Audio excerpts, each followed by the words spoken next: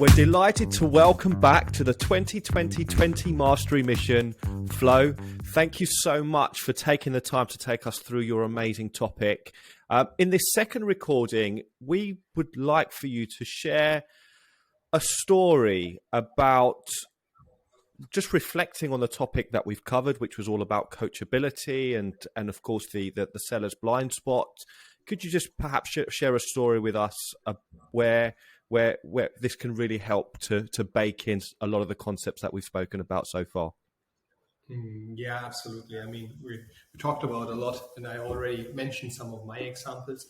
However, there was one situation where, and it's someone I'm still working with in the team. It was someone who I recruited.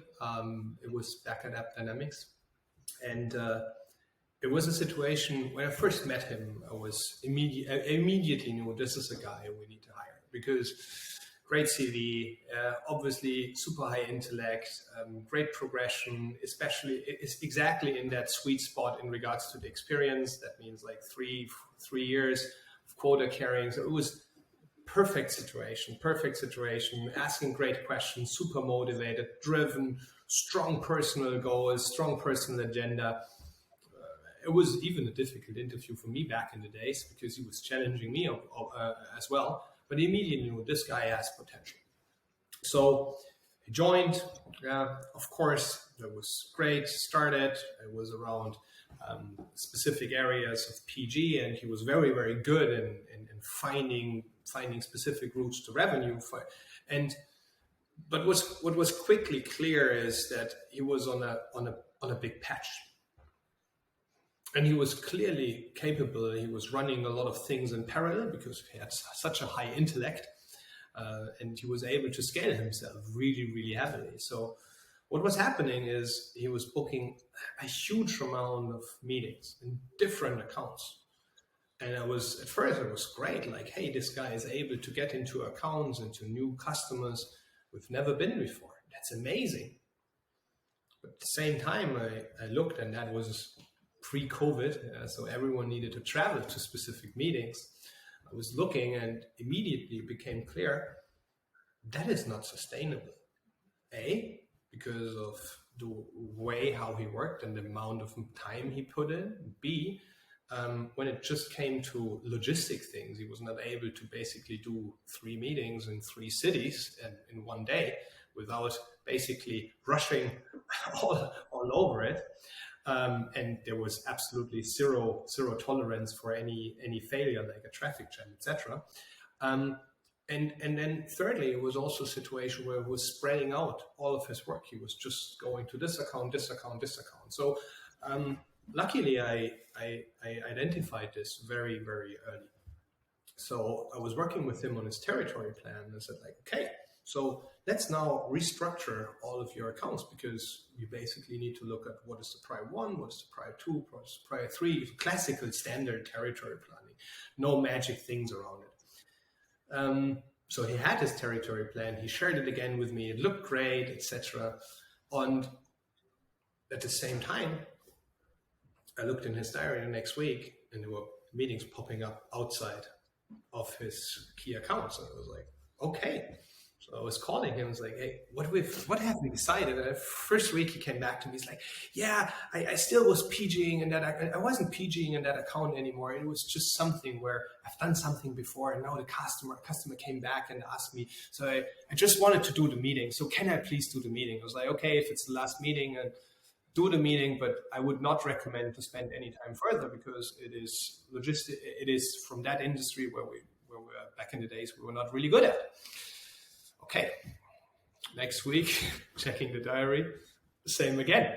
The meetings were popping up, and now I got a little bit more confrontational. It's like, what's going on here? Yeah, and we discussed it, and he sent me the revised territory plan. And in the revised territory plan, there was a second tab, which I was not identifying before. It was like his PG plan. Yeah, so I was like, what is the second tab about? And I was calling him saying, okay, so walk me through that territory plan. And he said, like, yeah. So my tier 1, my real accounts, they're there on this part of the spreadsheet. And it's like, oh, the other part of the spreadsheet, what is that?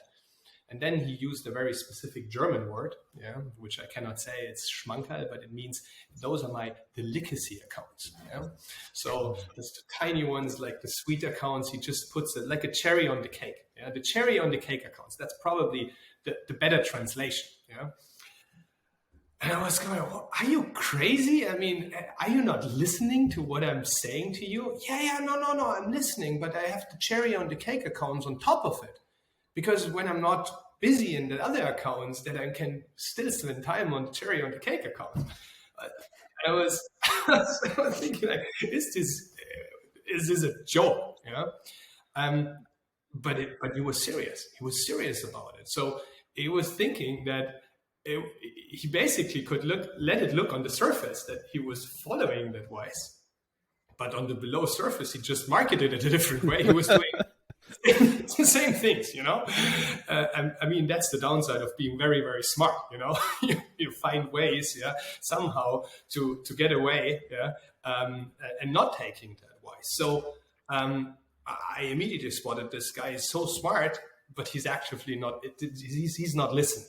So I really forced him then very, very, very hard, because I knew either he learns it the hard way or he will fail a couple of months later, because we will just be too busy and running around without any result.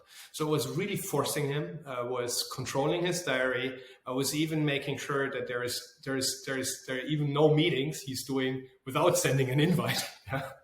So that was a situation where it was very tough. And the one point where it was a situation where I always mentioned this cherry on the cake accounts, yeah. And this became a constant theme, because he was not only not super structured around his accounts, but also around his week. He was working super hard, but he was not structured enough. So we were able to use that theme, the cherry on the cake account, always when something like that came up. So I kept on reminding him, yeah, it's again a cherry on the cake account week, yeah. So you should be changing it. So and it was not confrontational at that point in time. It just became very clear that this is not the right way. Because at the same time where he was focusing on this tier 1 account, he found a really big opportunity. And then we had a situation where he was going back again, getting into account, getting really busy, getting to senior people, finding good champions, where I was then able to always play it back. Yeah, to say, listen, this is the conversation we had last week. Not to focus on those cherry on the cake accounts. This was the outcome of doing it.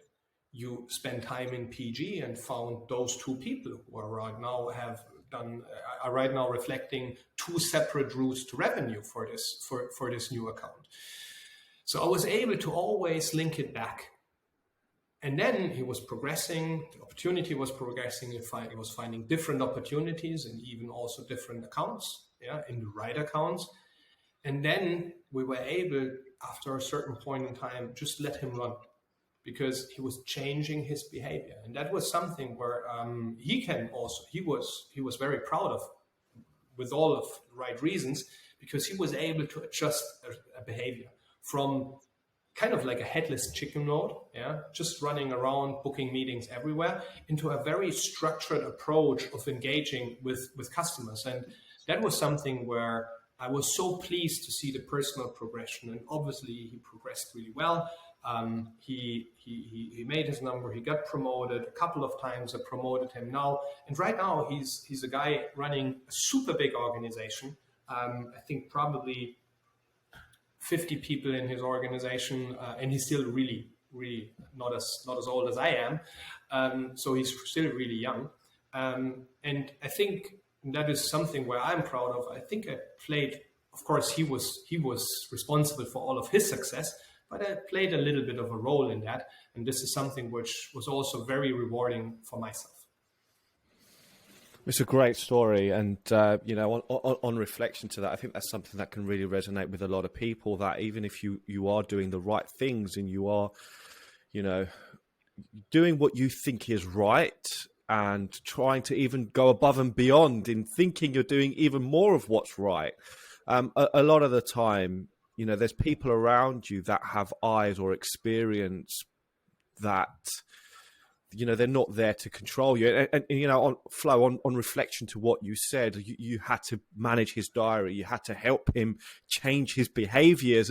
And for some, that might be perceived as, you know, is that necessary? But actually, you can see the outcome of that intervention, how it was able to really help him, you know, make the correction that was needed. And the point is, you know, if you really think it through, yeah. So what was happening is basically there was a situation where he was struggling, for example, to get meetings, yeah.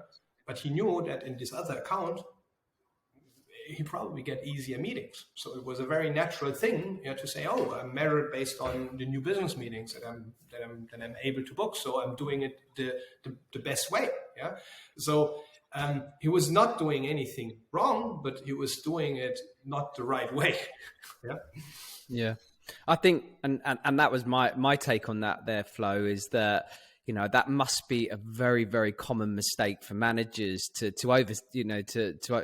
not identify, because you see the input, you see this person working really hard, but sometimes, you know, spending too much, spreading yourself too thin over too many is the problem, right? I think one point that maybe I wanted to add is one thing what was also helping in that discussion was he had a very strong personal agenda, very strong personal agenda. And without going into detail, it was super easy, yeah, to align then his personal goal to that professional thing. That means you will be able to achieve this personal goal, yeah, when you're closing a significant opportunity at this significant account. So only with closing this, that means only when you're engaging with those accounts, you will be able to reach your personal goal. So when you're just engaging with the other accounts, they will not reflect the level of business, yeah, that you need to get to in order to achieve your personal goals. So that was also something where you basically can always relate it back to. But at a certain point, that was really down to very, very operational things, like very detailed things, which was an interesting learning also for me. Yeah, it's a very, very great example, and thank you so much for sharing that with us.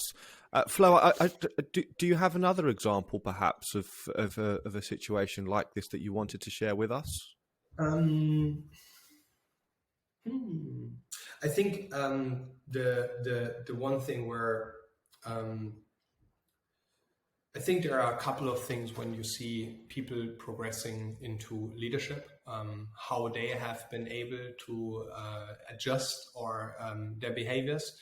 The one thing, for example, and that's a very tiny story. It's a very tiny story somehow, even when I'm working with very senior people. So I had once a situation with a second, just last week, a situation with the second line manager. So there was a super big deal before Christmas. It was evolving. By the way, it just got closed earlier today, so it's a good day. And basically led to a situation where there's a senior leader in my organization, super work ethic, working hard every day, trying to achieve the best outcome. So the situation of this specific leader was there was no Christmas, there was no break between Christmas and New Year. It was always just some online mode of negotiation, progressing specific things. And I said, okay, now when this deal is closed, you need to make sure that in February you get some time off, because otherwise you will be breaking. The fiscal year will still last for us. It will last until summer. You will be not surviving this with the level of Zoom meetings, interactions that you're doing. So you need to basically take vacations. So we were finding one place where I just say, hey, this is where you need to go to. Yeah. And what was happening is the leader was not booking his vacation. So I was starting in beginning of January, said like, okay, so you worked so hard, you need to make sure that you're booking his vacation. But it didn't work out. So every time I was speaking with this specific leader, it's like, hey, by the way, what about your vacation? Have you booked it already? No. No, I'm on it, I'll do it. And that led to the situation that I really needed to force a specific person to say, okay, so here's the deal. Either you send me the confirmation of your booking until noontime of this day, or I will basically punish you. And there was like, okay, what will be the punishment be? It's like, okay, I won't call you, and I will not take any call for 3 consecutive days for you. It's like, no, you cannot do this. And that was always the theme. So sometimes you really need to make sure that even very senior people get coachable. So that means you make it count. You need to make it very specific, and you need to be on top of things, because otherwise what would have happened is QBRs for next quarter would have come in, everything would have come in, and then again the schedule is screwed up and no one can take vacation. I mean, that's a little bit a different example, but it never stops. It never stops. And also the responsibility for us as senior leaders never stops. That means you always need to consistently, sometimes you need to, let's say, reinforce coachability. That's a completely different story, but maybe some interesting story to share. To all our viewers and listeners, we hope you've enjoyed the show today. If you liked what you heard, please do share, like, and subscribe. But a big thank you to Flo for taking time out of his busy schedule to join us. And we look forward to welcoming you all back for another mastery session soon. Thank you very much.